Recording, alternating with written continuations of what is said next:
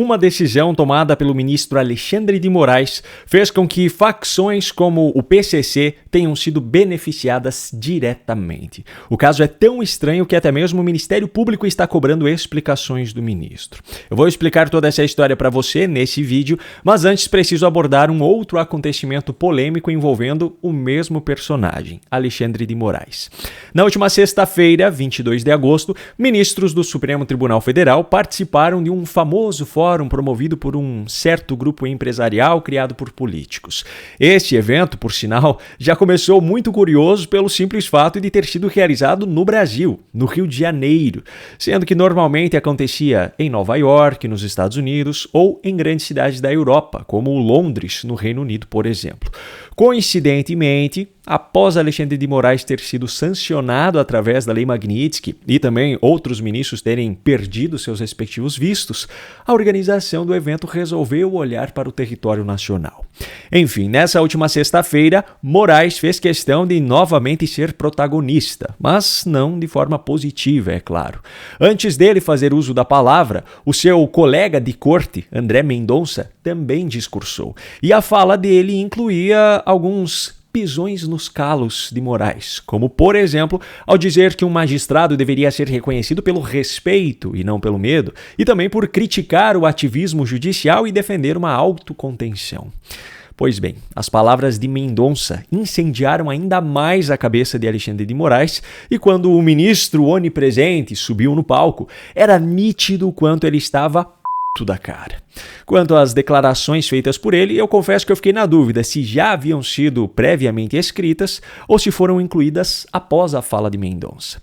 O fato é que o discurso de Moraes foi nesse tom. Nós temos, então, imprensa livre, nós mantivemos eleições livres e periódicas e, apesar de todos os ataques, nós mantivemos um poder judiciário independente no Brasil. Só um poder judiciário independente é respeitado. O respeito se dá pela independência. Um judiciário vassalo, covarde, um judiciário que quer fazer acordos para que o país momentaneamente deixe de estar conturbado, não é um judiciário independente. E o judiciário no Brasil é um judiciário independente. O judiciário que não é independente não tem o direito de ser chamado judiciário. Eu posso garantir aos senhores e às senhoras que no Brasil o judiciário é independente e é corajoso. Pelo jeito, o conceito de Alexandre de Moraes sobre independência é tão distorcido da realidade quanto o conceito dele de democracia. Eu não sei se você percebeu, mas nesse período de pouco mais de 1 minuto, ele falou 7 vezes que o judiciário brasileiro é independente e deve ser independente. Agora eu pergunto, que tipo de independência é essa, onde os ministros da Suprema Corte vão a almoços privados promovidos pelo presidente da República, como aconteceu logo após o desfile de 7 de setembro do ano passado? Que tipo de independência é essa onde um dos próprios ministros da Suprema Corte promove um jantar privado no seu apartamento com políticos representantes dos 3 poderes e que são peças-chave para tudo o que estava acontecendo naquele momento?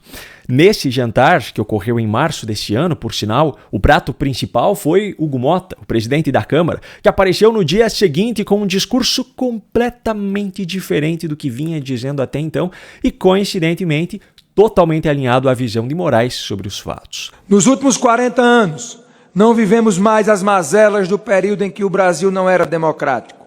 Não tivemos jornais censurados, nem vozes caladas à força. Não tivemos perseguições políticas, nem presos ou exilados políticos. Não tivemos crimes de opinião ou usurpação de garantias constitucionais. Não mais, nunca mais. Que tipo de independência é essa, onde um ministro da Suprema Corte sofre sanções de um outro país por conta das suas violações aos direitos humanos e é consolado pelo presidente da República em mais um jantar privado? Ministro Moraes, francamente, o seu conceito de independência parece mais o significado que o dicionário da língua portuguesa dá ao termo conluio. Agora, como eu falei lá no início do vídeo, a grande polêmica envolvendo o nome do ministro onipresente nessa segunda-feira é outra.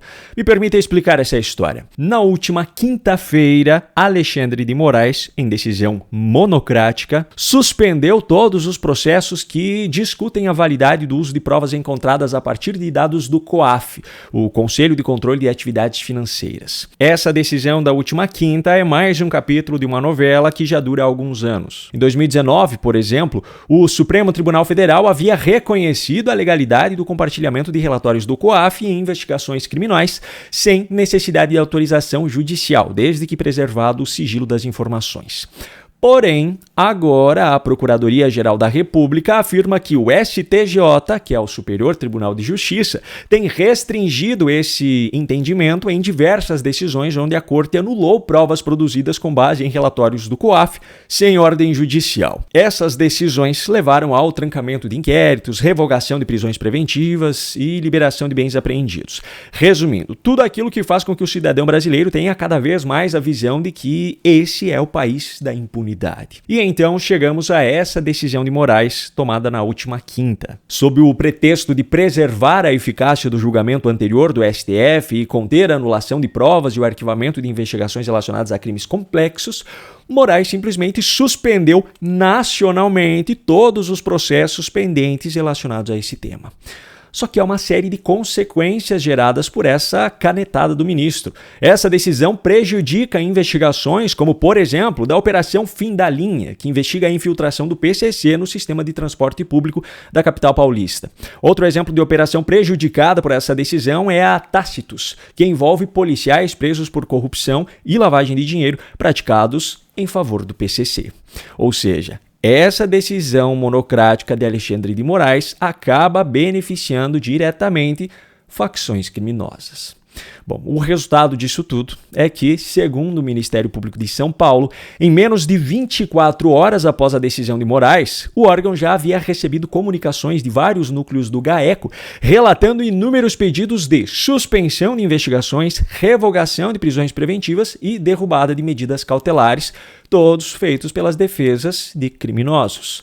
As consequências dessa simples canetada de um ministro do STF são tão sérias que o próprio Ministério Público de São Paulo cobrou explicações sobre a decisão, alegando que essa determinação, além de poder paralisar investigações contra o crime organizado, ainda pode levar a essa soltura de presos e liberação de bens apreendidos. Bom, depois que esse vídeo já havia sido gravado e até editado, houve uma nova atualização no caso.